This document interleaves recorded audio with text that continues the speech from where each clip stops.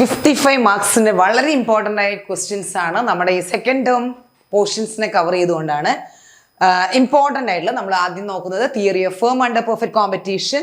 അതിൽ ആദ്യത്തെ ക്വസ്റ്റ്യൻ എന്ന് പറയുന്നത് ഫീച്ചേഴ്സ് ഓഫ് പെർഫെക്റ്റ് കോമ്പറ്റീഷൻ ആണ്. What are the various features of perfect competition? 2 Marco 4 മാർക്കിനൊക്കെ ചോദിക്കാൻ ചാൻസ് ഉള്ളതാണ്. There are large number of buyers and sellers, homogeneous products, അതായത് ഉണ്ടാക്കുന്ന ഉൽപ്പന്നങ്ങളെല്ലാം സെയിം ആയിരിക്കും. ഇപ്പോൾ സോപ്പ് ആണെങ്കിൽ തന്നെ നിറമായാലും സ്മെല്ലായാലും ക്വാണ്ടിറ്റി ആയാലും ഒക്കെ എന്തായിരിക്കും സെയിം ആയിരിക്കും. അതാണ് ഹോമോജീനിയസ് പ്രോഡക്ട്സ് ആണ്. അതേപോലെ ഫേം അല്ലെങ്കിൽ പ്രൊഡ്യൂസേഴ്സ് അല്ലെങ്കിൽ നമ്മുടെ കൺസ്യൂമേഴ്സ് എന്നൊക്കെ പറയുന്നവർ പ്രൈസ് ടേക്കേഴ്സ് ആണ്, നോട്ട് ദ പ്രൈസ് മേക്കേഴ്സ്. അതായത് മാർക്കറ്റിൽ എന്താണോ സാധനത്തിന്റെ വില അതിന് അവർക്ക് സാധനങ്ങൾ എത്ര വേണമെങ്കിലും വിൽക്കാം, അതേപോലെ ബയേഴ്സിന് വേണമെങ്കിൽ എത്ര വേണമെങ്കിലും അതിന് വാങ്ങിക്കാം. അതാണ് പ്രൈസ് ടേക്കർ. പിന്നെയുള്ളത് യൂണിഫോം പ്രൈസ് ആണ്. യൂണിഫോം പ്രൈസ് എന്ന് പറഞ്ഞാൽ സാധനങ്ങൾക്കൊക്കെ ഒരേ വിലയാണ്. സാധനങ്ങൾക്കൊക്കെ ഒരേ വിലയെന്ന് പറഞ്ഞാൽ ഇപ്പോൾ ടൂത്ത് പേസ്റ്റ് ആണെങ്കിൽ നമ്മുടെ ഇവിടെയുള്ള എല്ലാ ടൂത്ത് പേസ്റ്റിനും ഒരേ വിലയാണുള്ളത്. അല്ലാതെ നമ്മുടെ ഇന്നത്തെ മോസ്റ്റ് മോഡേൺ വേൾഡ് കാണുന്ന പോലെ സാധനങ്ങളുടെ വിലയിൽ മാറ്റമൊന്നുമില്ല. സെയിം ഇപ്പം നമ്മുടെ ചെരുപ്പാണെങ്കിൽ എല്ലാ ചെരുപ്പും ഒരുപോലെ ഉള്ളതായിരിക്കും. ഓക്കെ, സെയിം വിലയായിരിക്കും. അതേപോലെ freedom of entry and exit, അത് വളരെ ഇമ്പോർട്ടൻ്റ് ആയിട്ടുള്ള ഒരു ഫീച്ചറാണ് പെർഫെക്റ്റ് കോമ്പറ്റീഷനിൽ. അതായത് ഇപ്പം നമ്മൾ ഒരു ഫേമിന് തോന്നുകയാണ് എനിക്ക് നഷ്ടം സംഭവിക്കുകയാണല്ലോ എന്ന് തോന്നിക്കഴിഞ്ഞാൽ അവർക്ക് അത് അടച്ചുപൂട്ടി വീട്ടിൽ പോയിരിക്കാം.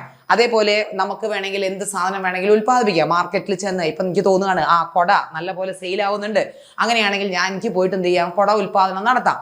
അതാണ് freedom of entry and exit എന്നുള്ള എലമെന്റ് നമ്മുടെ ഈ പെർഫെക്റ്റ് കോമ്പറ്റീഷനിലുണ്ട്. ഇനി അടുത്തത് calculate MR and AR TR from the following data. ഒരു പെർഫെക്റ്റ് കോമ്പറ്റീഷനിലാണ്, വളരെ ഇമ്പോർട്ടൻ്റ് ആണ് ഇത് കാൽക്കുലേറ്റ്. 2 മാർക്കിന് പ്രോബ്ലംസ് ചോദിക്കാറുണ്ട്. ഇത് ഈ ഒരു എന്താ പറയുക ടേബിൾ നമ്മൾ സോൾവ് ചെയ്ത് കഴിഞ്ഞിട്ട് ഇതിന്റെ വാല്യൂസ് വെച്ച് നമ്മൾ ഡയഗ്രാം വരയ്ക്കും. അപ്പം നമുക്ക് ഇതിന്റെ ഓരോന്നിൻ്റെയും ഷേപ്പ് കിട്ടും. TRന്റെയും ARന്റെയും MRന്റെയും ഷേപ്പും കിട്ടും. അപ്പം നമുക്ക് നോക്കാം ആദ്യം TR എങ്ങനെ കാണും. TR എന്ന് പറഞ്ഞാൽ ടോട്ടൽ റവന്യൂ. ടോട്ടൽ റവന്യൂ കാണാനുള്ള ഫോർമുല P × Q ആണ്, അതായത് പ്രൈസ് ഇൻറ്റു ക്വാണ്ടിറ്റി. അപ്പൊ മൾട്ടിപ്ലൈ ചെയ്താൽ മതി. പ്രൈസും ക്വാണ്ടിറ്റിയും തമ്മിൽ നമ്മൾ എന്ത് ചെയ്യുന്നു, മൾട്ടിപ്ലൈ ചെയ്യുന്നു. So we got 10, 20, 30, 40, 50 and 60. അതായത് P × Q, അതായത് പ്രൈസ് ഇൻറ്റു ക്വാണ്ടിറ്റി നമ്മൾ മൾട്ടിപ്ലൈ ചെയ്യുന്നു. ഇനി AR കാണാൻ TR ഡിവൈഡഡ് ബൈ Q ചെയ്താൽ മതി. അതായത് ഓരോ TRനെയും അതിന്റെ Q കൊണ്ട് ഡിവൈഡ് ചെയ്യുക. ആ സമയത്ത് 10 divide by 1 10, 20 divide by 2 10, 30 divide by 3 10, 40 divide by 4 10, 50 divide by 5 10, 60 divide by 6 also gets you 10. അപ്പൊ എല്ലാം എന്താണ്, AR സെയിം ആണ്. ഇനി അടുത്തത് MR ആണ്. MR കാണാനുള്ള ഫോർമുല എന്താന്ന് ചോദിച്ചു കഴിഞ്ഞാൽ അഡീഷൻ ടു TR കണ്ടാൽ മതി. അതായത് ഈ TRലേക്ക് വരുന്ന വർധനവ്, ആദ്യത്തെ നമ്മൾ ഒന്നും എഴുതണ്ട. പിന്നെ 10 ന്ന് 20ലേക്ക് വന്ന വർധനവ് 10 ആണ്, 20 ന്ന് 30ലേക്ക് വീണ്ടും 10 ആണ്. അങ്ങനെ ഇതിലേക്ക് വന്ന ഓരോ വർധനവും എന്താണ്, 10 ആണ്. അപ്പൊ ഇവിടെ ഒരു ഫീച്ചർ നമുക്ക് കാണാം. ഒരു പെർഫെക്റ്റ് കോമ്പറ്റീഷനിൽ പ്രൈസും ARഉം MRഉം എന്താണ്, സെയിം ആണ്. ഈ ഒരു ഫീച്ചർ ഓർമ്മ വേണം. ഇനി നമ്മൾ ഇതൊക്കെ ഡയഗ്രാം വരയ്ക്കുന്ന സമയത്ത് നമുക്കറിയാം TR കർവ് എന്ന് പറയുന്നത് ഒരു അപ്വേർഡ് റൈസിങ് കർവ് ആയിരിക്കും. കാരണം നമ്മൾ കൂടുതൽ വിൽക്കുമ്പോഴുമാണ് നമുക്ക് എന്ത് ചെയ്യുക, ടോട്ടൽ റവന്യൂ വന്നുകൊണ്ടിരിക്കുക. പക്ഷേ പ്രൈസും ARഉം TRഉം എല്ലാം ഹൊറിസോണ്ടൽ ടു X ആക്സിസ് ആയിരിക്കും കേട്ടോ. ഇതാണ് നമ്മുടെ MR, AR and price in a perfect competition. അപ്പൊ അതൊരു ഹൊറിസോണ്ടൽ ടു X ആക്സിസ് ആണ്. അപ്പൊ ഈ ഒരു പ്രോബ്ലം പരീക്ഷയ്ക്ക് ചോദിക്കാൻ ചാൻസ് ഉണ്ട്. പിന്നെ ഈ ചാപ്റ്റർ നമുക്ക് വരാവുന്നത് short run profit maximisation condition. അതിന്റെ എന്താ പറയുക, with the help of diagram നമ്മൾ എക്സ്പ്ലെയിൻ ചെയ്യേണ്ടി വരും. അപ്പൊ നമ്മൾ ആദ്യം ചെയ്യുന്നത് ഇതിന്റെ ഇമ്പോർട്ടൻ്റ് ആയിട്ടുള്ള 3 കണ്ടീഷൻസ് ആണ് നമ്മൾ ചെയ്യാൻ പോകുന്നത്. Okay, important condition. അതിൽ ഫസ്റ്റ് കണ്ടീഷൻ ആണ് price should be equal to MC ആയിരിക്കണം, അല്ലെങ്കിൽ MC ഷുഡ് ബി MR ആയിരിക്കണം, MC should be non decreasing ആയിരിക്കണം, ഷോർട്ട് റണ്ണിൽ price must be greater than or equal to AVC ആയിരിക്കണം, ലോങ് റണ്ണിൽ price must be greater than or equal to AC ആയിരിക്കണം. ഈ conditions എഴുതി കഴിഞ്ഞാൽ ഉടനെ നിങ്ങൾ ഡയഗ്രത്തിലേക്ക് വരണം. ഈ ഡയഗ്രാം മാർക്ക് ചെയ്യുക, ഇതേപോലെ വരയ്ക്കണം. ഈ ഡയഗ്രാം നമുക്കറിയാം പ്രോഫിറ്റ് എന്ന് പറയുന്നത് TR മൈനസ് TC ആണ്.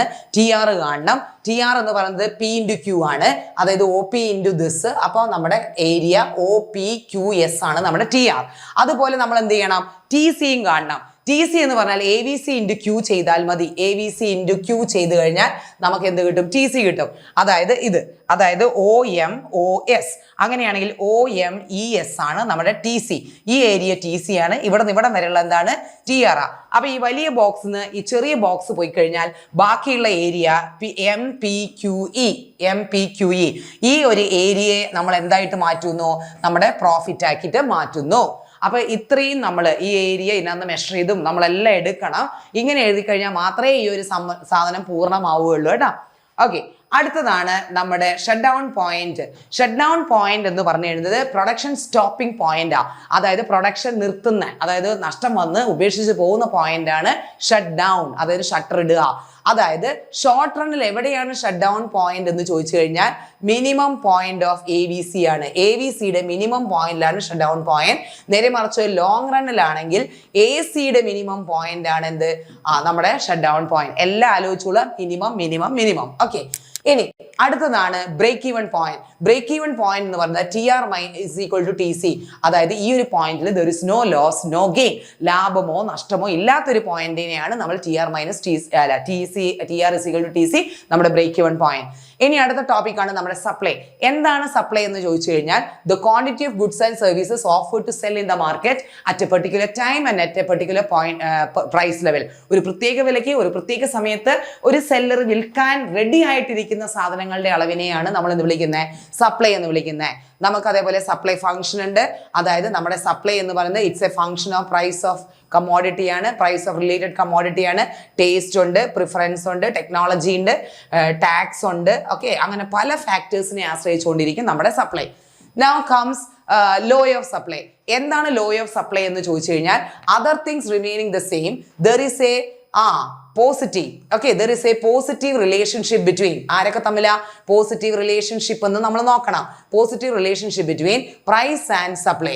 When price increases, supply also increases. When price decreases, supply also decreases. ഈ റിലേഷൻഷിപ്പിനെ വിളിക്കുന്ന പേരാണ് നമ്മൾ എന്ത്? Law of supply. ഇനി അടുത്തത് സപ്ലൈ ഷെഡ്യൂൾ എന്താണ്? 2 മാർക്കിനൊക്കെ ചോദിക്കാൻ ചാൻസ് ഉണ്ട്. സപ്ലൈ ഷെഡ്യൂൾ എന്ന് പറഞ്ഞാൽ ഇറ്റ്സ് എ ടേബിൾ ആണ്. It shows various quantity supplied at different price level.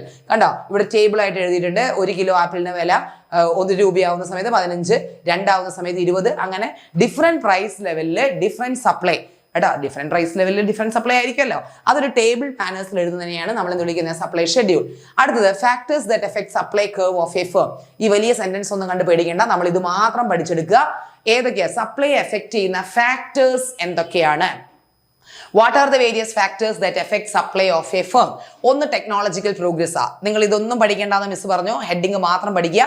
എന്നിട്ട് അത് എങ്ങനെയാണ് സപ്ലൈ എഫക്ട് ചെയ്യുക അതാണ് പഠിക്കേണ്ടത്. ഓക്കെ, ഇപ്പൊ ഉദാഹരണത്തിന് ടെക്നോളജി ഇംപ്രൂവ്മെന്റ് വന്നു എന്ന് കരുതുക. ടെക്നോളജിക്കൽ ഇംപ്രൂവ്മെന്റ് ഉണ്ടെങ്കിൽ, അതായത് ടെക്നോളജി ഹൈ ആണെങ്കിൽ സപ്ലൈക്ക് എന്ത് സംഭവിക്കും? അപ്പോൾ supply also will be very high. നേരെ മറിച്ച് ടെക്നോളജിക്കൽ പ്രോഗ്രസ് ഒന്നുമില്ലെങ്കിൽ, ടെക്നോളജിക്കൽ പ്രോഗ്രസ് വളരെ കുറവാണെങ്കിൽ നമ്മുടെ സപ്ലൈ എന്ത് ചെയ്യും? കുറയും. ഇത്ര എഴുതിയാൽ മതി. അതായത് സാങ്കേതികപരമായിട്ട് നല്ല വികസനം ഉണ്ടെങ്കിൽ നമ്മുടെ സപ്ലൈ കൂടും. ഇപ്പൊ നമ്മൾ നമ്മുടെ ഫാക്ടറിയിൽ പുതിയ മെഷീൻസും കാര്യങ്ങളൊക്കെ കൊണ്ടുവരികയാണെങ്കിൽ സപ്ലൈ കൂടും. നേരെ മറിച്ച് പഴഞ്ചൻ, ഓൾഡ്, അബ്സലേറ്റഡ്, അതായത് പഴഞ്ചൻ സാധനങ്ങളാണ് ഉപയോഗിക്കുന്നതെങ്കിൽ നമ്മുടെ സപ്ലൈ എന്ത് ചെയ്യും? കുറയും. അടുത്തതാണ് യൂണിറ്റ് ടാക്സ്. ഇപ്പൊ ഉദാഹരണത്തിന് ടാക്സ് കൂട്ടി എന്ന് വിചാരിക്കുക. ഗവൺമെന്റ് നമ്മൾ ഉത്പാദിപ്പിക്കുന്ന സാധനങ്ങളുടെ മുകളിലൊക്കെ ടാക്സ് ഇവർ കൂട്ടുക. അങ്ങനെ ടാക്സ് കൂട്ടുന്ന സമയത്ത് നമ്മുടെ സപ്ലൈ എന്ത് ചെയ്യും? കുറയും. കേട്ടോ, നേരെ മറിച്ച് ടാക്സ് കുറഞ്ഞാലോ നമ്മുടെ സപ്ലൈ എന്ത് ചെയ്യും? കൂടും. അപ്പൊ ആ റിലേഷൻഷിപ്പ് നോക്കിയേ, നെഗറ്റീവ് റിലേഷൻഷിപ്പ്. ഇവിടെ പോസിറ്റീവ് റിലേഷൻഷിപ്പ് ആണ്, ഇവിടെ എന്ത് റിലേഷൻഷിപ്പ് ആണ്? Negative relationship. ഇനി അടുത്താണ് പ്രൈസ് ഓഫ് എൻ ഇൻപുട്ട്. മൂന്നാമത്തെ ഫാക്ടർ ആണ് price of an input. Input എന്ന് പറഞ്ഞാൽ നമുക്കറിയാം land, labour, capital and organisation. ഇതാണ് ഇൻപുട്സ് അല്ലെ. നമുക്കൊരു സാധനം പ്രൊഡ്യൂസ് ചെയ്യണമെങ്കിൽ ഈ സാധനങ്ങളൊക്കെ ആവശ്യമുണ്ട്. ഇവരെയാണ് നമ്മൾ എന്ത് വിളിക്കുക? ഇൻപുട്സ് എന്ന് വിളിക്കുക. സപ്പോസ് ഇൻപുട്ട് പ്രൈസ് കൂടി എന്ന് പറഞ്ഞാൽ അതിന്റെ മീനിങ് എന്താണെന്നറിയോ? ഇവർക്ക് കൊടുക്കുന്ന റെമ്യൂണറേഷൻ ഒക്കെ കൂടുതലാ. ഇപ്പൊ ഞാൻ ലേബർ വെച്ച് കഴിഞ്ഞാൽ 1000-ന് പകരം 2000 കൊടുക്കണം. എടാ, അങ്ങനെയൊക്കെ വരുന്ന സമയത്ത് ഇൻപുട്ട് പ്രൈസ് കൂടുന്ന സമയത്ത് എന്റെ സപ്ലൈ എന്ത് ചെയ്യും? കുറയും. എടാ, അതേപോലെ ജസ്റ്റ് ഓപ്പോസിറ്റ് വരാം. ഇൻപുട്ട് പ്രൈസ് കുറവാ, എനിക്കിപ്പോ ലേബറേഴ്സിന് പണ്ട് ഞാൻ 1000 കൊടുത്തിരുന്നു, ഇപ്പൊ ഞാൻ 500 കൊടുത്താൽ മതി. അങ്ങനെയാണെങ്കിൽ എന്റെ സപ്ലൈ എന്ത് ചെയ്യും? കൂടും. അപ്പൊ ഇൻപുട്ട് പ്രൈസും സപ്ലൈയും തമ്മിൽ എന്തുണ്ട്? നെഗറ്റീവ് റിലേഷൻഷിപ്പ് ഉണ്ട്. ടെക്നോളജി ആയിട്ട് മാത്രമാണ് ഇവിടെ എന്ത്? Positive relationship. ബാക്കി 2 എണ്ണവുമായിട്ട് എന്ത് റിലേഷൻഷിപ്പാണ്? നെഗറ്റീവ് റിലേഷൻഷിപ്പാണ്. അത് കഴിഞ്ഞിട്ടാണ് നമ്മുടെ പ്രൈസ് ഇലാസ്റ്റിസിറ്റി ഓഫ് സപ്ലൈ വരുന്നത്. ഇത് 5 മാർക്കിന്റെ ക്വസ്റ്റ്യൻ ചോദിക്കാറുണ്ട്. What price elasticity of supply എന്താണ്? പ്രൈസ് ഇലാസ്റ്റിസിറ്റി ഓഫ് സപ്ലൈ എന്ന് പറഞ്ഞു കഴിഞ്ഞാൽ നമ്മുടെ ചേഞ്ച് ഇൻ, അതായത് responsiveness of supply due to change in price ആണ്. അതായത് പ്രൈസിൽ മാറ്റം വരുമ്പോൾ സപ്ലൈയിലും മാറ്റം വരും ഓട്ടോമാറ്റിക്കലി, ഷുവർ ആണ്. ആ മാറ്റത്തെയാണ്, ആ റെസ്പോൺസീവ്നെസ്സിനെയാണ് നമ്മൾ എന്ത് വിളിക്കുന്നത്? ഇലാസ്റ്റിസിറ്റി ഓഫ് സപ്ലൈ എന്ന് വിളിക്കുന്നത് കേട്ടാ. ഇനി there are 5 different types of elasticity ഉണ്ട്. പെർഫെക്റ്റ്ലി ഇലാസ്റ്റിക് സപ്ലൈ ഉണ്ട്. ആ പെർഫെക്റ്റ്ലി ഇലാസ്റ്റിക് സപ്ലൈ എന്ന് പറഞ്ഞാൽ എടാ ഇങ്ങനെയാണ്, ഇലാസ്റ്റിക് സപ്ലൈ എന്ന് എഴുതിയാണ്. അതായത് പ്രൈസിൽ ചെറിയ മാറ്റം വരുന്ന സമയത്ത് സപ്ലൈയിൽ കണ്ടമാനം മാറ്റം വരിക. ചിലപ്പോൾ ഒരു 50 പൈസ കുറയേ കൂടിയേ ചെയ്തിട്ടുണ്ടാവുള്ളൂ. അതിനനുസരിച്ച് സപ്ലൈയിൽ എന്ത് ചെയ്യും? കണ്ടമാനം മാറ്റം വരും. അങ്ങനെ വരുന്ന സമയത്ത് ഇലാസ്റ്റിസിറ്റി ഓഫ് സപ്ലൈ എന്ന് പറയുന്നത് എന്തായിരിക്കും? ഇൻഫിനിറ്റ് ആയിരിക്കും. അതായത് നമുക്ക് മെഷർ ചെയ്യാൻ കഴിയില്ല, അത്രയ്ക്കധികം മാറ്റം സപ്ലൈയിൽ വരും. അങ്ങനെയുള്ള ഒരു സപ്ലൈ കേർവ് എന്ന് പറയുന്നത് എക്സ് ആക്സിസിനോട് പാരലൽ ആയിരിക്കും. രണ്ടാമതാണ് എന്ത്? Perfectly inelastic supply. Perfectly inelastic supply എന്ന് പറഞ്ഞു കഴിഞ്ഞാൽ whatever may be the price കൂടിക്കോട്ടെ, പ്രൈസ് കുറഞ്ഞോട്ടെ, there will not be any change in supply. സപ്ലൈയിൽ ഒരു മാറ്റവും ഉണ്ടാവില്ല. 50 പൈസ കൂടിയാലും 50 പൈസ കുറഞ്ഞാലും പണ്ടുള്ളത് പോലെ തന്നെ സപ്ലൈ ഉണ്ടാവുള്ളൂ. അങ്ങനെയാണെങ്കിൽ അവിടെ ഇലാസ്റ്റിസിറ്റി ഈസ് ഈക്വൽ ടു എന്തായിരിക്കും? 0 ആയിരിക്കും. അങ്ങനെയാണെങ്കിൽ നമ്മുടെ സപ്ലൈ കേർവ് എന്ന് പറഞ്ഞാൽ വെർട്ടിക്കൽ ടു വൈ ആക്സിസ് ആയിരിക്കും. മറ്റേത് ഹൊറിസോണ്ടൽ ടു എക്സ് ആക്സിസ് ആയിരുന്നെങ്കിൽ ഇതെന്താണ്? വെർട്ടിക്കൽ ടു വൈ ആക്സിസ് ആണ്. മൂന്നാമതാണ് യൂണിറ്ററി ഇലാസ്റ്റിക് സപ്ലൈ. യൂണിറ്ററി എന്ന് പറഞ്ഞാൽ 10% നമ്മുടെ പ്രൈസിൽ മാറ്റം വന്നിട്ടുണ്ടെങ്കിൽ 10% തന്നെ എന്ത് ചെയ്യും? സപ്ലൈയിൽ മാറ്റം വരും. അതാണ് നമ്മുടെ യൂണിറ്ററി ഇലാസ്റ്റിക് സപ്ലൈ. അവിടെ ഇലാസ്റ്റിസിറ്റി ഈസ് ഈക്വൽ ടു എന്താണ്? 1 ആണ്. ഇലാസ്റ്റിക് സപ്ലൈ കർവ് ഇങ്ങനെ ഇരിക്കും. ഇതിനെ വിളിക്കുന്ന പേരുണ്ട്. That is called what? Rectangular ഹൈപ്പർബോളയാണ് കേട്ടോ. The shape of this is rectangular hyperbola. Unitary elastic സപ്ലൈയുടെ ഷേപ്പ് ആണ് കേട്ടോ. Now the fourth one is relatively elastic supply. Elastic supply എന്ന് പറഞ്ഞാൽ ഇലാസ്റ്റിസിറ്റി ഗ്രേറ്റർ ദാൻ 1 ആണ്. അതായത് 10% പ്രൈസിൽ വ്യത്യാസം വരുമ്പോൾ 30 40 ഒക്കെ ആയിട്ട് എന്ത് ചെയ്യും? നമ്മുടെ സപ്ലൈയിൽ മാറ്റം വരും. ഇരട്ടിയായിരിക്കും. അതായത് പ്രൈസിൽ ഉണ്ടാവുന്ന മാറ്റത്തിനേക്കാളും ഇരട്ടിയായിട്ടായിരിക്കും സപ്ലൈയിലും മാറ്റം വരിക. അങ്ങനെ വരുന്ന സമയത്ത് അതിനെ വിളിക്കുന്ന പേരാണ് ഇലാസ്റ്റിക് സപ്ലൈ. ഇനി അടുത്ത ലാസ്റ്റ് വൺ ആണ് ഇൻഇലാസ്റ്റിക് എന്ന് പറഞ്ഞാൽ elasticity of supply is less than 1. അതായത് പ്രൈസിൽ കണ്ടമാന മാറ്റം വന്നാലും ശരി, ഓക്കെ, 10% 20% ഒക്കെ മാറ്റം വരുമായിരിക്കും. പക്ഷെ പ്രൈസ് സപ്ലൈയിലും മാറ്റം വരും. പക്ഷെ അതേ പെർസെൻറ്റേജിൽ സപ്ലൈയിൽ എന്ത് വരില്ല? മാറ്റം വരില്ല. അതാണ് നമ്മുടെ ഇൻഇലാസ്റ്റിക് സപ്ലൈ എന്ന് പറയുന്നത്. ഓക്കെ, അപ്പൊ ഇതാണ് 5 ഡിഫറെന്റ് ടൈപ്സ് ഓഫ് ഇലാസ്റ്റിസിറ്റി എന്ന് പറയുന്നത്. പിന്നെ ഇത് ചിലപ്പം പരീക്ഷയ്ക്ക് ഒരു ചോദ്യം ചോദിക്കാൻ ചാൻസ് ഉണ്ട്. ഇലാസ്റ്റിസിറ്റി സപ്ലൈ തരും. അതായത് ഇപ്പൊ ഉദാഹരണത്തിന് ഇതാണ് സപ്ലൈ കേർവ്. ഇത് ഏത് ടൈപ്പ് ഇലാസ്റ്റിസിറ്റി ആണെന്ന് മെഷർ ചെയ്യാം. നിങ്ങൾക്ക് ആകെ ഇങ്ങനെ ഒരു വര മാത്രമേ തന്നിട്ടുള്ളൂ സപ്ലൈ കേർവ്. എന്നിട്ട് ചോദിക്കും ഇത് ഏത് ടൈപ്പ് ഓഫ് ഇലാസ്റ്റിസിറ്റി എന്ന് പറയുമ്പോൾ നിങ്ങൾ എന്ത് ചെയ്യണം എന്നറിയോ? ഈ സപ്ലൈ കേർവ് ഇങ്ങനെ ഇവിടെ ടച്ച് ചെയ്യണം. അപ്പൊ ഇത് ഇങ്ങോട്ട് പോയിട്ടുണ്ടെങ്കിൽ നമുക്കറിയാം ഇലാസ്റ്റിസിറ്റി എന്ന് പറയുന്നത് ഗ്രേറ്റർ ദാൻ 1 ആണ്. നേരെ മറിച്ച് ഇലാസ്റ്റിസിറ്റി ഇങ്ങനെയാണ് പോയത് സപ്ലൈ കേർവ്. അപ്പോഴും നിങ്ങൾ എന്ത് ചെയ്യണം? ഇതിനെ ടച്ച് ചെയ്യണം.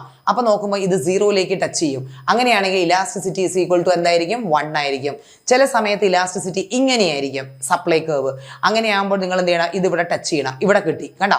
അങ്ങനെയാണെങ്കിൽ elasticity of supply is equal to less than 1. ഇങ്ങനെ ഒരു ഇന്റർപ്രിട്ടേഷനിൽ നിങ്ങൾ എത്തണം. ഓക്കെ, അപ്പൊ ഇത് നമുക്ക് മെഷർ ചെയ്യാൻ ചിലപ്പോൾ ഇങ്ങനെ കേർവ്സ് ഡയഗ്രാംസ് തന്നിട്ട് ഇതിൽ ഏത് ടൈപ്പ് മെഷർ ചെയ്യാൻ ചോദിച്ചേക്കാം. ഓക്കെ, ഇനി അടുത്ത ചാപ്റ്റർ ആണ് ചാപ്റ്റർ 5 മാർക്കറ്റ് ഇക്വിലിബ്രിയം ആണ്. അതിൽ ഇമ്പോർട്ടൻ്റ് ആയിട്ടുള്ള എസ്എ ക്വസ്റ്റ്യൻ ഒന്നുമില്ല, പക്ഷേ ഇതിൽ ആപ്ലിക്കേഷൻ ലെവൽ ക്വസ്റ്റ്യൻ ഉണ്ട്. നമുക്ക് നോക്കാം. First of all, what is by market demand എന്ന് മാർക്കറ്റ് ഈക്വിലിബ്രിയം. മാർക്കറ്റ് ഈക്വിലിബ്രിയം എന്ന് പറയുന്നത് ഈ ഒരു സിറ്റുവേഷൻ, ഏത് situation? When demand equal supply, ഡിമാൻഡും സപ്ലൈയും ഈക്വൽ ആവുന്ന ആ സ്റ്റേജിന് വിളിക്കുന്ന പേരാണ് നമ്മൾ എന്ത്? മാർക്കറ്റ് ഈക്വിലിബ്രിയം എന്ന്. നോക്കിയേ, definition of market: when quantity supplied equal to quantity demand, that is QD equals QS. ഇങ്ങനെ എഴുതിയാൽ മതി. അല്ലെങ്കിൽ QS is equal to QD. നോക്ക്, ഈക്വിലിബ്രിയം കൊടുത്തിട്ടുണ്ട്. ഇവിടെ കണ്ടോ? ഇവിടെ ഒരു പെർട്ടിക്കുലർ സ്ഥലത്ത്, അതായത് when price is 3, demand is equal to 30, supply is equal to എന്താണ്? 30 ആണ്. ഈ ഒരു സിറ്റുവേഷൻ വിളിക്കുന്ന പേരാണ് നമ്മൾ എന്ത്? മാർക്കറ്റ് ഈക്വിലിബ്രിയം എന്ന്. Okay, now comes the next one. Okay, effect of change in demand and supply on equilibrium price. ഇവിടെ ഫുള്ള് ഡയഗ്രത്തിനെ കളിയാണ്. പക്ഷെ അത് നിങ്ങൾ പേടിക്കേണ്ട. നിങ്ങളൊരു 8 ഡയഗ്രം ഉണ്ട്. നിങ്ങൾക്ക് ക്വസ്റ്റ്യൻ തരും. ആ ക്വസ്റ്റ്യൻ ഇപ്പൊ ഡിമാൻഡ് ഇൻക്രീസസ്, സപ്ലൈ ഡിക്രീസസ്. അപ്പൊ ഡിമാൻഡിങ് നിങ്ങൾ ഇൻക്രീസ് ചെയ്യിപ്പിക്കുക, സപ്ലൈ നിങ്ങൾ ഡിക്രീസ് ചെയ്യിപ്പിക്കുക. നമുക്ക് നോക്കാം എങ്ങനെയാണെന്ന്. ആദ്യത്തത് ഡിമാൻഡ് ഇൻക്രീസ് ചെയ്യുക, പിന്നത്തത് സപ്ലൈ ഡിമാൻഡ് ഡിക്രീസ് ചെയ്യുക. അപ്പൊ ഞാൻ ഈ ഡയഗ്രാം വരച്ചു തരാം. നമ്മൾ ആദ്യം എന്ത് ചെയ്യണം, ഇവിടെ സപ്ലൈ കർവ് വരയ്ക്കണം, ഇവിടെ അതേപോലെ നമ്മൾ എന്ത് വരയ്ക്കും, ഡിമാൻഡ് കർവ് വരയ്ക്കും. എന്നിട്ട് നമ്മൾ എന്തും ചെയ്യുന്ന പോലെ ആദ്യം OPQ എന്ന് മെഷർ ചെയ്യും. ഇനി നമ്മൾ ഇതിലേക്ക് നോക്കുക, എന്താ ചെയ്യാൻ പോകുന്നത്, ഡിമാൻഡ് കൂട്ടുക. ഡിമാൻഡ് കൂട്ടുക എന്ന് പറയുമ്പോൾ demand curve shift rightward. അപ്പൊ ഇതാണ് നമ്മുടെ പുതിയ ഡിമാൻഡ് കർവ്. സപ്ലൈ കർവിന് മാറ്റമില്ല കേട്ടോ, supply curve same as before. അപ്പൊ നോക്കി എന്താ സംഭവിച്ചത്, നമുക്ക് പ്രൈസും കൂടി ഈക്വിലിബ്രിയം ക്വാണ്ടിറ്റി എന്ത് ചെയ്തു, കൂടി. കണ്ടോ, ആരോ ഇട്ടു, രണ്ടും കൂടി. അതേപോലെ ഇവിടെ കൊടുക്കുക, ഇവിടെ നമ്മൾ ഇമ്പോസിഷൻ വരയ്ക്കുന്ന മാതിരി ഇത് സപ്ലൈ കർവ്, ഇതെന്ത് കർവ് ആണ്, ഡിമാൻഡ് കർവ്. ഇതാണ് നമ്മുടെ ഈക്വിലിബ്രിയം. എന്ത് വന്നാലും ആദ്യം വരയ്ക്കേണ്ടത് ഈ ഒരു സംഭവമാണ് കേട്ടോ, എന്നിട്ടേ നമ്മൾ ചേഞ്ച് കാണിക്കാവൂ. ഇവിടെ ഡിമാൻഡ് കുറഞ്ഞു, അപ്പൊ ഡിമാൻഡ് കുറഞ്ഞു നമ്മൾ demand curve shift left word. അപ്പൊ പുതിയ ഡിമാൻഡ് കർവ് ആയി. ഓക്കെ, നൗ പുതിയ ഡിമാൻഡ് കർവും പഴയ സപ്ലൈ കർവും കൂടെ ഇന്റർസെക്ട് ചെയ്യുന്ന പോയിന്റ് ഇവിടെയാണ്. ഇവിടെ എന്താ സംഭവിച്ചത്, യെസ്, പ്രൈസ് കുറഞ്ഞു. What happens to quantity, that also reduced. കണ്ടോ, അപ്പൊ ഇത് നിങ്ങൾ എഴുതണം. അതായത് ഡിമാൻഡ് കൂടിയപ്പോൾ എന്ത് ഈക്വിലിബ്രിയം പ്രൈസിന് സംഭവിച്ചു, എന്ത് ഈക്വിലിബ്രിയം ക്വാണ്ടിറ്റിക്ക് സംഭവിച്ചു, അതേപോലെ ഡിമാൻഡ് കുറഞ്ഞപ്പോൾ എന്ത് സംഭവിച്ചു. അതിന് ഡയഗ്രാം വരയ്ക്കാതെ രക്ഷയില്ല കേട്ടോ. ഇനി അടുത്തതാണ് സപ്ലൈ കൂടി. അപ്പൊ ഞാൻ സപ്ലൈ കൂട്ടുകയാണേ. അപ്പൊ അതേപോലെ ഞാൻ സപ്ലൈ കർവ് വരയ്ക്കുക. This is my demand curve. മക്കളെ, ഇത് ഞാൻ ഈക്വിലിബ്രിയം വരച്ചു, OPQ. ഇനി ഞാൻ നോക്കുക, സപ്ലൈ കൂട്ടുക. സപ്ലൈ കൂട്ടുക എന്ന് പറയുമ്പോൾ ഞാൻ സപ്ലൈ കർവ് ഷിഫ്റ്റ് ചെയ്യിപ്പിക്കണം. ഓക്കെ, ഞാൻ ഷിഫ്റ്റ് ചെയ്യിപ്പിച്ചു, സപ്ലൈ കർവ് ഞാൻ ഷിഫ്റ്റ് ചെയ്യിപ്പിച്ചു. S'. ഇതാണ് പുതിയ ഈക്വിലിബ്രിയം പോയിന്റ് അല്ലെ. അവിടെ എന്താ സംഭവിച്ചത്, പാവം ഈക്വിലിബ്രിയം പ്രൈസ് കുറഞ്ഞു, പക്ഷേ ഈക്വിലിബ്രിയം ക്വാണ്ടിറ്റി കൂടി. കണ്ടോ, ഇത് വരയ്ക്കാതെ എങ്ങനെ മനസ്സിലാവും, ഇത് വരച്ച് തന്നെ കണ്ടുപിടിക്കണം കേട്ടോ.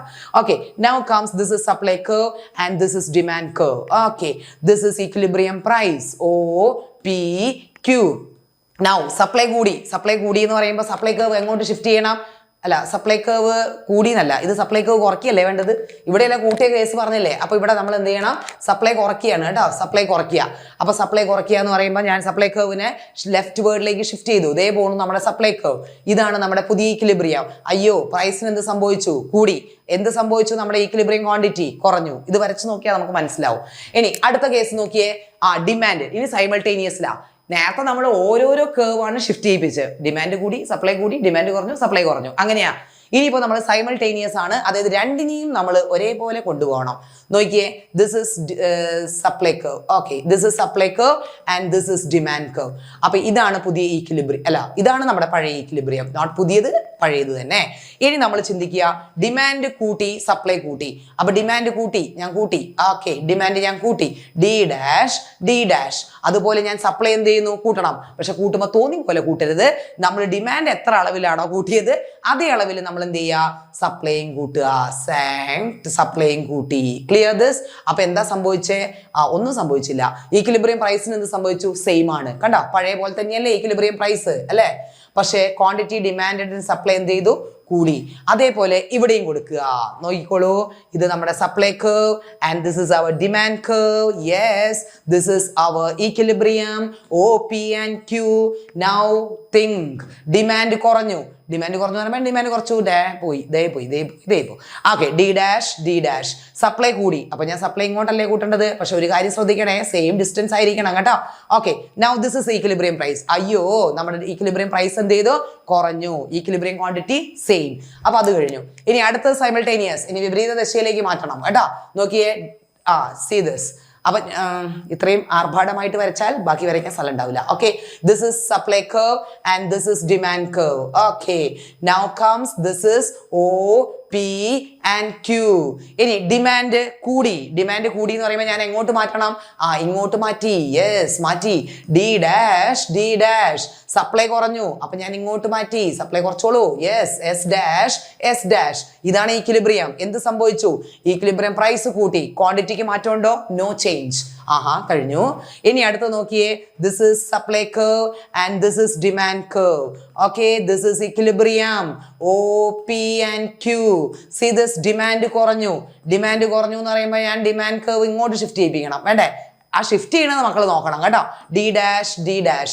സപ്ലൈ ഞാൻ കൂട്ടി. യെസ്, സപ്ലൈ കൂട്ടിക്കോളൂ, കൂട്ടി. S'.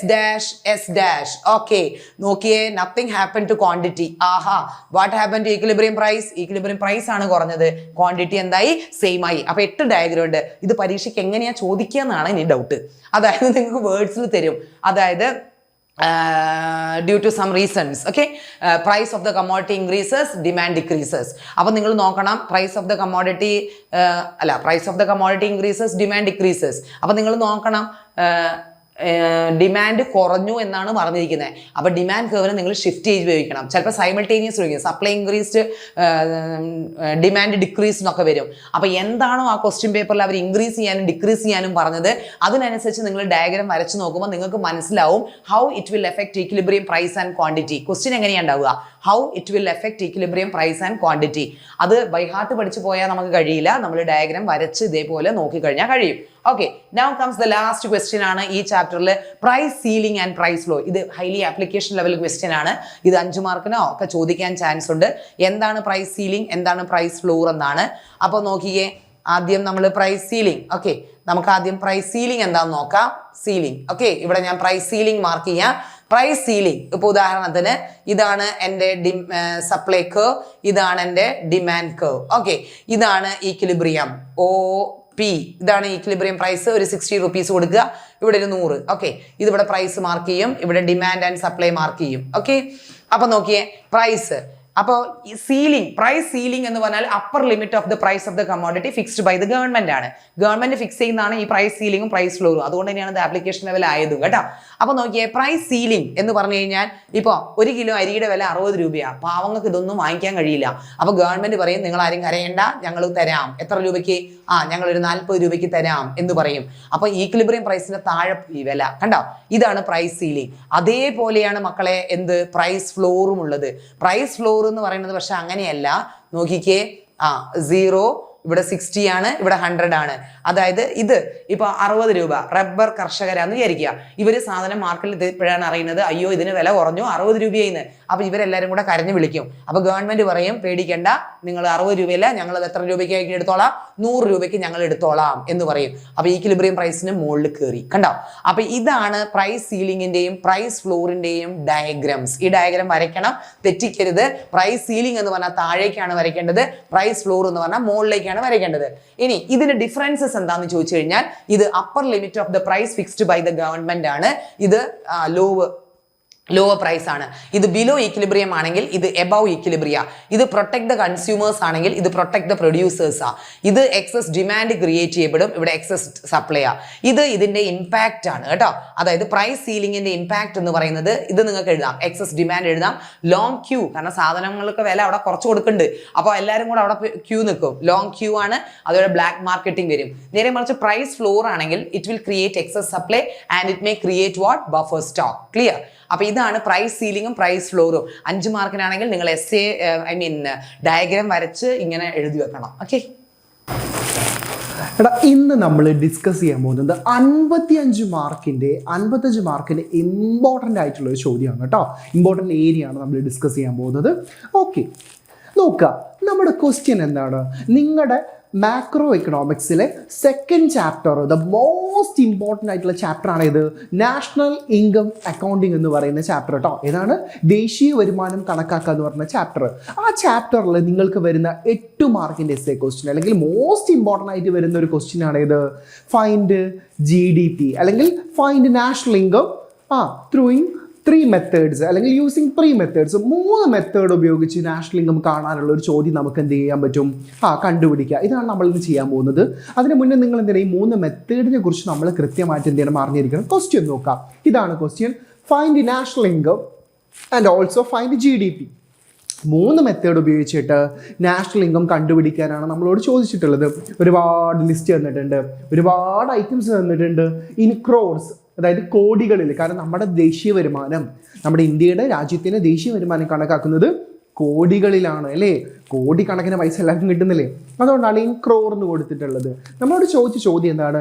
Find national income and also find NDP. Okay, 2 സാധനമാണ്, GDPയും NDPയും ആണ്. GDP നമ്മൾ 3 മെത്തേഡ് യൂസ് ചെയ്തുകൊണ്ട് എന്ത് ചെയ്യണം? GDP നമ്മൾ കണ്ടുപിടിക്കണം. Before going to discuss this question നമ്മൾ എന്ത് ചെയ്യണം?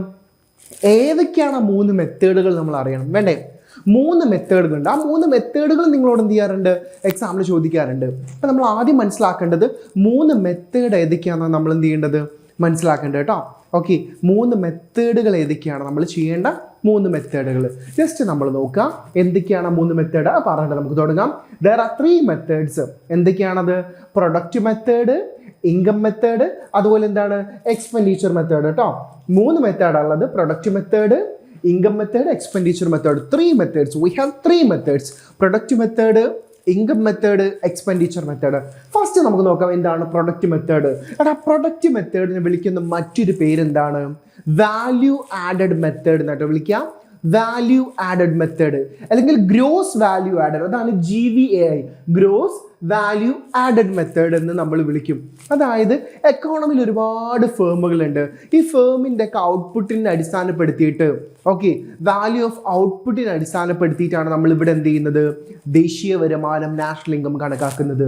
നോക്കാം ഇക്വേഷൻ എന്താ?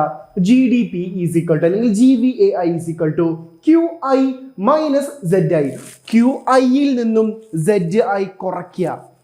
എന്താണ്?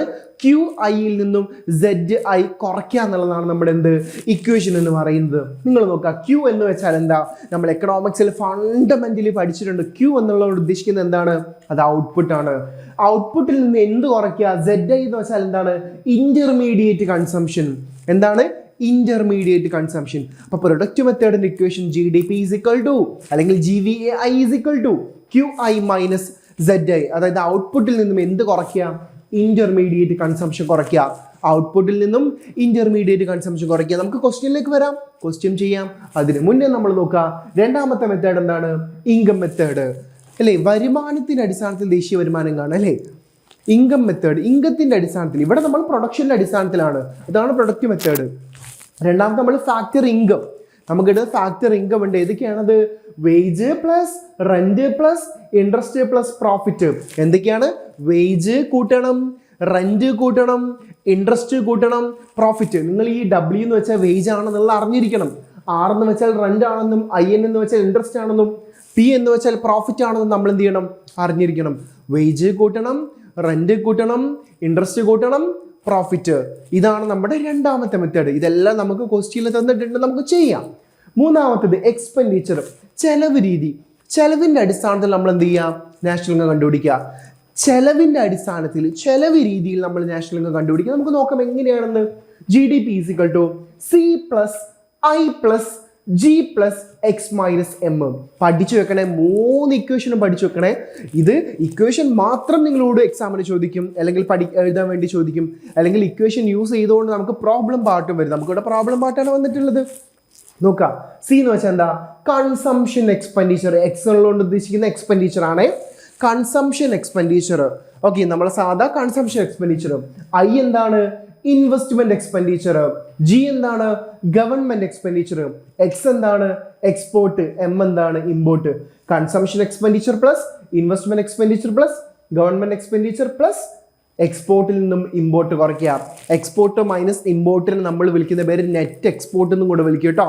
നെറ്റ് എക്സ്പോർട്ട് എന്ന് നമ്മൾ വിളിക്കും. എക്സ്പോർട്ടിൽ നിന്ന് ഇമ്പോർട്ട് കുറയ്ക്കുന്നതിന് നമ്മൾ നെറ്റ് എക്സ്പോർട്ട് എന്നുള്ള പേരും കൂട്ടി വിളിക്കും. അപ്പോൾ നിങ്ങൾ മനസ്സിലാക്കുക, ഇതാണ് നമ്മുടെ 3 method. V have 3 methods: product method, income method, expenditure method. ഇനി നമുക്ക് പ്രോബ്ലം എന്ത് ചെയ്യുക? ഫൈൻഡ് ചെയ്യാം. എങ്ങനെയാണ് ഇത് യൂസ് ചെയ്തുകൊണ്ട് നമ്മൾ കണ്ടുപിടിക്കാം. ഈ 3 മെത്തേഡ്, 3 ഇക്വേഷനും വളരെ ഇമ്പോർട്ടൻ്റ് ആണ്.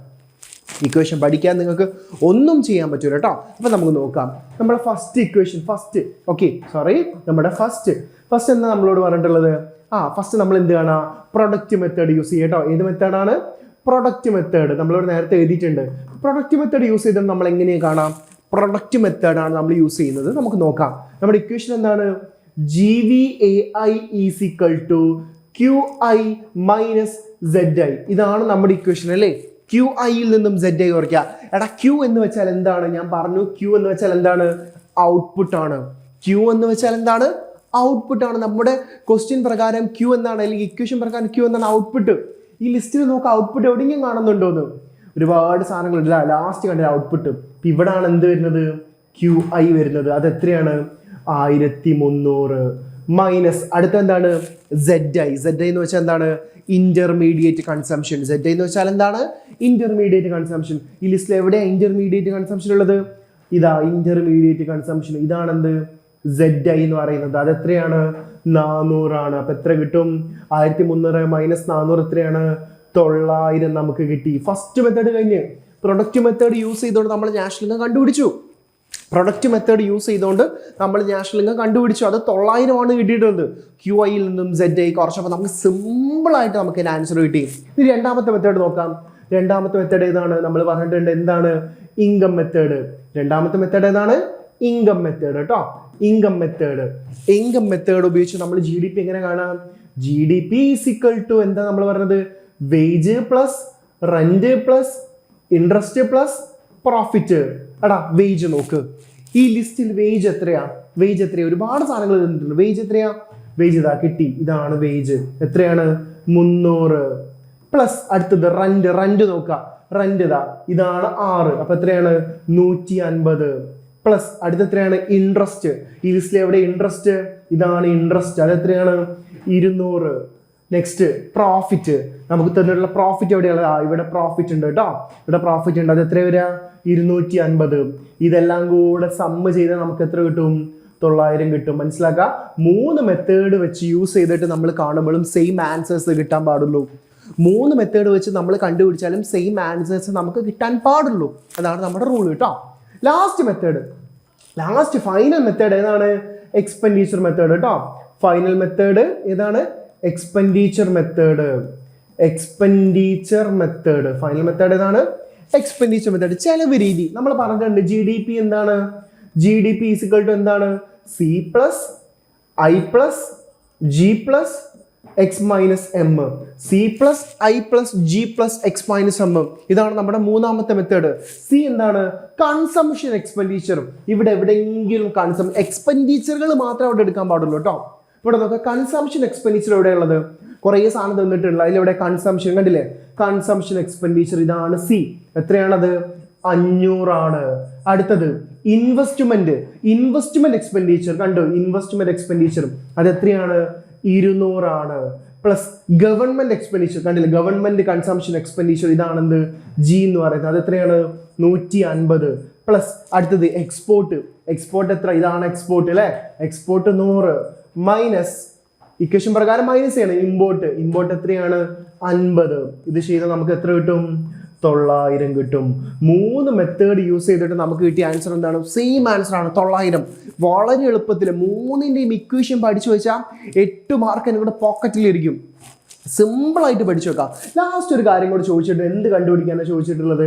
ഒരു കാര്യം കൂടെ കാണാൻ നമ്മളോട് ചോദിച്ചിട്ടുണ്ട്. എന്താണത്? എന്ത് ഫൈൻഡ് ചെയ്യാൻ നമ്മളോട് ചോദിച്ചത്? NDP ഫൈൻഡ് ചെയ്യാൻ ചോദിച്ചിട്ടുണ്ട്. Net domestic product. മനസ്സിലാക്കാം. NDP എന്ന് വെച്ചാൽ എന്താണ്? NDP is equal to GDP minus depreciation ആണ്. GDP നമുക്കറിയാം 900 ആണ് GDP. ഇവിടെയും 900, ഇവിടെയും 900, ഇവിടെയും 900.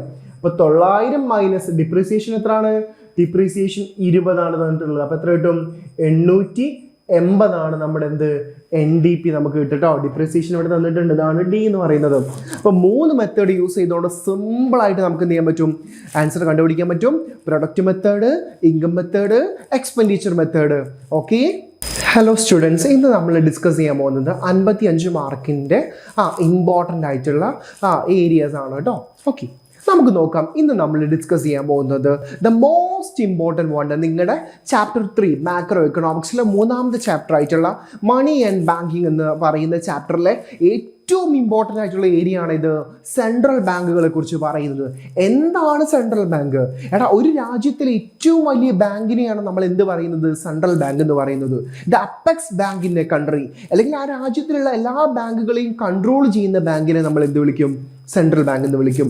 ഇന്ത്യയിൽ നമുക്കറിയാം അത് ആരാണ്? റിസർവ് ബാങ്ക് ഓഫ് ഇന്ത്യ ആണ്, RBI ആണ്. ഇവിടെ നോക്കുക, central bank. The central bank is a apex institution. എന്താണ്? Apex institution. രാജ്യത്തിലെ ഏറ്റവും വലിയ institution of the country's monetary system. രാജ്യത്തിന്റെ മോണിറ്ററി സിസ്റ്റം കൺട്രോൾ ചെയ്യുന്ന ഏറ്റവും വലിയ അപ്പെക്സ് ബാങ്ക് ആണ് ഇത്, central bank. India central bank is reserve bank of India. ഇന്ത്യയുടെ സെൻട്രൽ ബാങ്ക് ആരാണ്? RBI ആണ് കേട്ടോ. അത് എസ്റ്റാബ്ലിഷ് ചെയ്ത വർഷം എന്നാണ്? 1935 ആണ്. അപ്പം ഒരു രാജ്യത്തിലെ പരമോന്നത ബാങ്കാണ്. The apex institution, the apex bank in a country is called central bank. എല്ലാ രാജ്യത്തും സെൻട്രൽ ബാങ്ക് ഉണ്ടാവും. ആ രാജ്യത്തിലെ എല്ലാ മോണിറ്ററി കാര്യങ്ങളെയും ലീഡ് ചെയ്യുന്ന ഒരു ബാങ്ക് എന്ത് ചെയ്യേണ്ടത് എല്ലാ രാജ്യത്തും ഉണ്ടാവും. ഇന്ത്യയിൽ ആരാണത്? റിസർവ് ബാങ്ക് ഓഫ് ഇന്ത്യ ആണെന്ന് മനസ്സിലാക്കാം. ഇനി റിസർവ് ബാങ്ക് ഓഫ് ഇന്ത്യ അല്ലെങ്കിൽ functions of central bank, it's most important. Functions of central bank പഠിച്ചു വെക്കണം. എല്ലാ രാജ്യത്തും സെൻട്രൽ ബാങ്ക് ഉണ്ട്. ആ സെൻട്രൽ ബാങ്ക് എന്തൊക്കെയോ ഫങ്ഷൻസ് നമുക്ക് വേണ്ടി എന്ത് ചെയ്യുന്നുണ്ട്? പ്രൊവൈഡ് ചെയ്യുന്നുണ്ട്. അവർ എന്തൊക്കെയോ ഫങ്ഷൻസ് തരുന്നുണ്ട്. നോക്കാം എന്തൊക്കെയാണത്. First one, issue of currency. എടാ കറൻസി ഇഷ്യൂ ചെയ്യുക. നമുക്ക് വേണ്ട നോട്ട് അച്ചടിച്ചിറക്കുക കേട്ടോ. നമുക്ക് വേണ്ട നോട്ട് കറൻസി അച്ചടിച്ചിറക്കുക എന്നുള്ളത് ആരുടെ റെസ്പോൺസിബിലിറ്റിയാണ്? ആരുടെ മെയിൻ ഫംഗ്ഷനാണ്? റിസർവ് ബാങ്ക് ഓഫ് ഇന്ത്യയുടെ മെയിൻ ഫംഗ്ഷൻ ആണെന്ന് മനസ്സിലാക്കാം. ഓക്കെ, അതായത് 1 rupee നോട്ടും കോയിനും അല്ലാത്ത ബാക്കി എല്ലാ കാര്യങ്ങളും ഇഷ്യൂ ചെയ്യുന്ന ആരാണ്? റിസർവ് ബാങ്ക് ഓഫ് ഇന്ത്യയാണ്. 1 രൂപ നോട്ടും കോയിനും അച്ചടിച്ചിറക്കുന്നത് RBI അല്ല. അല്ലാത്ത എല്ലാ കറൻസികളും അച്ചടിച്ചിറക്കുന്നത് ഇഷ്യൂ ഓഫ് കറൻസി ആരാണ്? It's central bank. Next one, banker to government. നമ്മുടെ ഗവൺമെന്റ് ഇല്ലേ, നമ്മുടെ സെൻട്രൽ ഗവൺമെന്റിന്റെയും സ്റ്റേറ്റ് ഗവൺമെന്റിന്റെയും ഒക്കെ ഒരു ബാങ്കർ ആരാണ്? അവർക്ക് പൈസ കൊടുക്കുന്ന ബാങ്ക് ആയിട്ട് പ്രവർത്തിക്കുന്ന ആരാണ്? അത് നമ്മുടെ റിസർവ് ബാങ്ക് ഓഫ് ഇന്ത്യ ആണ് കേട്ടോ.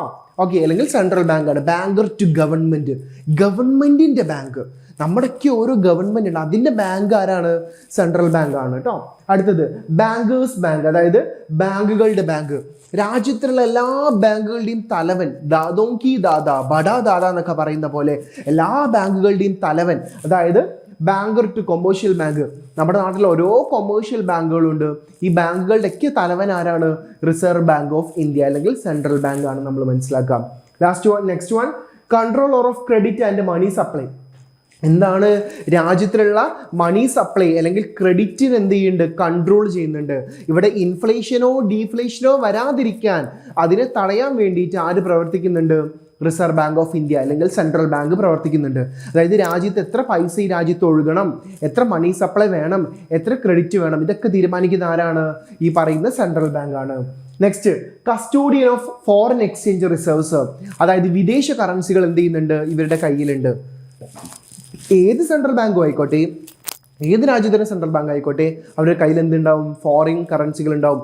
റിസർവ് ബാങ്ക് ഓഫ് ഇന്ത്യയുടെ കയ്യിൽ ചൈനയുടെ കറൻസി ഉണ്ടാവും, ഡോളർ ഉണ്ടാവും, റിയാൽ ഉണ്ടാവും, ദിനാർ ഉണ്ടാവും, യൂറോ ഉണ്ടാവും. പല കറൻസികൾ എന്ത് ചെയ്യും? എടുത്തു വെക്കും. കാരണം ഇന്റർനാഷണൽ എക്കോണമി അല്ലെങ്കിൽ ഇന്റർനാഷണൽ ട്രേഡിന്റെ ഭാഗമായിട്ട് നമുക്കത് ആവശ്യം വരും. Next one, lender of last resort കേട്ടോ. ലെൻഡർ ഓഫ് ലാസ്റ്റ് റിസോർട്ട് എന്ന് വെച്ചാൽ എന്താ? അവസാന തത്താണി. അതായത് ഇവിടെ രാജ്യത്ത് വലിയൊരു എക്കണോമിക് ക്രൈസിസ് പ്രോബ്ലം ഒക്കെ വരികയാണ്. രാജ്യത്തുള്ള കൊമേഴ്ഷ്യൽ ബാങ്ക്സിനൊന്നും നല്ല രീതിയിൽ മുന്നോട്ട് പോകാൻ പറ്റുന്നില്ല. ആ സമയത്ത് ആര് വരും? ആ സമയത്ത് കൃത്യമായിട്ട് ആരിടപെടും? നമ്മുടെ റിസർവ് ബാങ്ക് ഓഫ് ഇന്ത്യൻ്റെ അടുത്താണ് എല്ലാവരും എന്ത് ചെയ്യുക? സഹായം ചോദിച്ച് ചെല്ലുക കേട്ടോ. അടുത്തത് നാഷണൽ ക്ലിയറിംഗ് ഹൗസ്. അതായത് നാഷണൽ ക്ലിയറിംഗ് ഹൗസ് ആയിട്ട് പ്രവർത്തിക്കുന്നുണ്ട്. അതായത് സെൻട്രൽ ബാങ്ക് ആയിട്ട് ക്ലിയറിംഗ് ഹൗസ് സെറ്റിൽമെന്റ് ചെയ്യുന്നുണ്ട്. ഫിനാൻഷ്യൽ ഡിസ്പ്യൂട്ടുകളും ഫിനാൻഷ്യൽ മറ്റു കാര്യങ്ങളൊക്കെ എന്ത് ചെയ്യുന്നുണ്ട്? ഇതുമായിട്ട് ബന്ധപ്പെട്ട കൊമേഴ്ഷ്യൽ ബാങ്ക്സിന്റെ പല ഇഷ്യൂസും ക്ലിയർ ചെയ്ത് കൊടുക്കുന്ന ആരാണ്? സെൻട്രൽ ബാങ്ക് ആണ്. ഒരു പോയിന്റ് കൂടെ, പബ്ലിക്കേഷൻ ഓഫ് റിപ്പോർട്ട്. ഒരുപാട് റിപ്പോർട്ടുകൾ എല്ലാ വർഷവും എന്ത് ചെയ്യുന്നുണ്ട്? Reserve bank of India publish ചെയ്യുന്നുണ്ട്. അതായത് RBI publish report about banking, currency, ഫിനാൻസിനെ കുറിച്ചുള്ള റിപ്പോർട്ടുകൾ വരുന്നുണ്ട്. ഇവിടെ വരാൻ ഒരു കാര്യം കൂടെ നിങ്ങൾ ഇവിടെ പഠിക്കണം. മോണിറ്ററി പോളിസി, സെൻട്രൽ ബാങ്കിന്റെ പോളിസീനെയാണ് നമ്മൾ എന്ത് വിളിക്കുക? സെൻട്രൽ ബാങ്കിന്റെ പോളിസീനാണ് നമ്മൾ എന്ത് വിളിക്കുക? Monetary policy. ഒരു രാജ്യത്തെ ബാങ്ക്, പരമോന്നത ബാങ്ക് കൊണ്ടുവരുന്ന പോളിസീനെയാണ് നമ്മൾ എന്ത് വിളിക്കുക? മോണിറ്ററി പോളിസി എന്ന് വിളിക്കുക. മോണിറ്ററി പോളിസി എന്ന് വെച്ചാൽ രാജ്യത്ത് ഇൻഫ്ലേഷനോ ഡീഫ്ലേഷനോ വരുന്ന സമയത്ത് പ്രഖ്യാപിക്കുന്ന ഒരു പോളിസിയാണ് ഇത്, മോണിറ്ററി പോളിസി. ആ മോണിറ്ററി പോളിസിയുടെ ഇൻസ്ട്രുമെന്റ്സ് നിങ്ങൾ എന്തായാലും അറിഞ്ഞിരിക്കണം. മോണിറ്ററി പോളിസിയുടെ ഇൻസ്ട്രുമെന്റ്സ് നമ്മൾ കൃത്യമായിട്ട് അറിഞ്ഞിരിക്കണം. We have 2 types of instruments. First one ഏതാണ്? ക്വാണ്ടിറ്റേറ്റീവ് ഇൻസ്ട്രുമെന്റും രണ്ടാമത്തേത് ക്വാളിറ്റേറ്റീവ് ഇൻസ്ട്രുമെന്റും. ക്വാണ്ടിറ്റേറ്റീവ് ഇൻസ്ട്രുമെന്റ് ഉണ്ട്, ക്വാളിറ്റേറ്റീവ് ഇൻസ്ട്രുമെന്റ് ഉണ്ട്. നമുക്ക് നോക്കാം. ഇതാ quantitative instruments: bank rate, repo rate, reverse repo, CRR, SLR, open market operation അഥവാ OMO. പഠിച്ചു വെക്കണേ. ക്വാണ്ടിറ്റേറ്റീവും ക്വാളിറ്റേറ്റീവും നിങ്ങളോട് സെപ്പറേറ്റ്ലി ചോദിക്കും. സെപ്പറേറ്റ്ലി നിങ്ങളോട് എഴുതാൻ ചോദിക്കും, അല്ലെങ്കിൽ അത് എന്താണെന്നുള്ളത് എഴുതാൻ ചോദിക്കും. അപ്പം നിങ്ങൾ അറ്റ്ലീസ്റ്റ് എന്ത് ചെയ്യണം? ഈ പോയിന്റ്സുകൾ കൃത്യമായിട്ട് എഴുതി വെക്കണം. Bank rate, repo rate, reverse repo rate, CRR, SLR, open market, ഇതൊക്കെ എന്താണ്? ക്വാണ്ടിറ്റേറ്റീവ് മെഷേഴ്സ് ആണ്. ക്വാളിറ്റേറ്റീവ് മെഷേഴ്സിൽ margin requirements, rationing of credit, moral suasion, direct action. അപ്പൊ ക്വാണ്ടിറ്റേറ്റീവും ക്വാളിറ്റേറ്റീവും കൃത്യം അറിഞ്ഞിരിക്കുക. ഇതെന്താണ്? ഇത് മോണിറ്ററി പോളിസി ഇൻസ്ട്രുമെന്റ്സ് ആണ്. ഓക്കെ, നമുക്ക് മോണിറ്ററി പോളിസി ഇൻസ്ട്രുമെന്റ്സിനെ കുറിച്ച് ചോദിച്ചാലും നമ്മൾ എന്ത് ചെയ്യണം? ഈ പോയിന്റുകൾ കൃത്യമായിട്ട് എഴുതി വെക്കണം.